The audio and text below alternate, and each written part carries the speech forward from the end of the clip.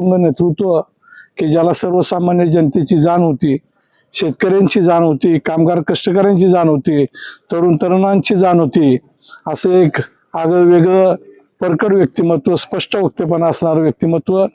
खरं तर आपण त्या नेतृत्वाला आपण सगळेजण मुकलोय. ह्या दुःखातून सावरणं केवळ अशक्य गोष्ट आहे आणि राष्ट्रवादी काँग्रेस पक्षाचे कार्यकर्ते सावरू शकत नाहीत.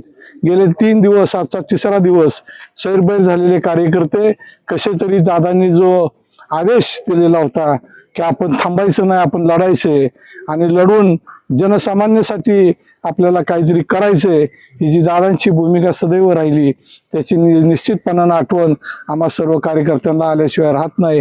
दादांनी जे जाता जाता सुद्धा सांगितलंय की आपल्याला लढायचंय आणि ते लढण्यासाठी आणि दादांचे विचार तळागाळापर्यंत पोहोचवण्यासाठी निश्चितपणाने या पुढच्या कालावधीमध्ये दादांनी दिलेली दिशा, दादांनी दाखवलेला रस्ता, या रस्त्यानं कार्यकर्ते निश्चितपणानं पक्षाचे जातील असा आत्मविश्वास या ठिकाणी व्यक्त करतो.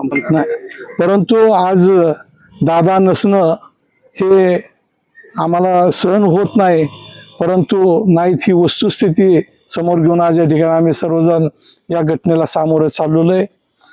जी दिशा त्यांनी दिली त्या दिशेनं जात असताना अनेक अडचणी आहेत, परंतु दादांच्या सारखं उत्तुंग नेतृत्व आपल्या सगळ्यांना सोडून गेल्यानंतर खऱ्या अर्थानं दादांनी दिलेली दिशा आणि ह्या दिशेसाठी आपल्या सर्व जनतेचं पाठबळ त्या ठिकाणी आम्हा सर्व कार्यकर्त्यांना आवश्यक आहे. खरं तर दादांच्या जाण्यानं जी पोकळी निर्माण झाली आणि त्यासाठी जे काय आवश्यक आहे तो पाठिंबा आपण त्या ठिकाणी दिला पाहिजे आणि हीच खऱ्या अर्थानं राष्ट्रवादी काँग्रेस पक्षाच्या कार्यकर्त्यांच्या वतीनं आणि या तमाम जनतेच्या वतीनं दादांना श्रद्धांजली ठरेल.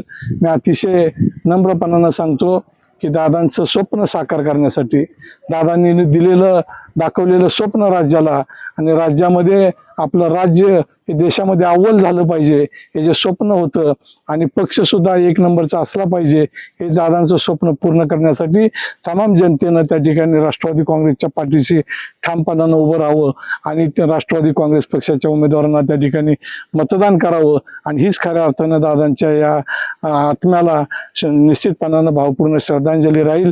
मी ईश्वरचरणी आपल्या सर्वांच्या वतीनं आणि वाई तालुका राष्ट्रवादी काँग्रेस पक्षाच्या वतीनं, किसनवीर सातारा सहकारी साखर कारखान्याच्या वतीनं आणि तमाम वाई तालुक्यातील जनतेच्या वतीनं भावपूर्ण श्रद्धांजली अर्पण करतो. ईश्वरचरणी एवढीच प्रार्थना व्यक्त करतो की दादांच्या आत्म्यात सद्गती प्राप्त होऊ देत आणि दादांच्या कुटुंबियाला आणि राष्ट्रवादी काँग्रेस पक्षाच्या कुटुंबाला त्या ठिकाणी सावरण्याची शक्ती परमेश्वरानं द्यावी एवढीच प्रार्थना करतो. धन्यवाद.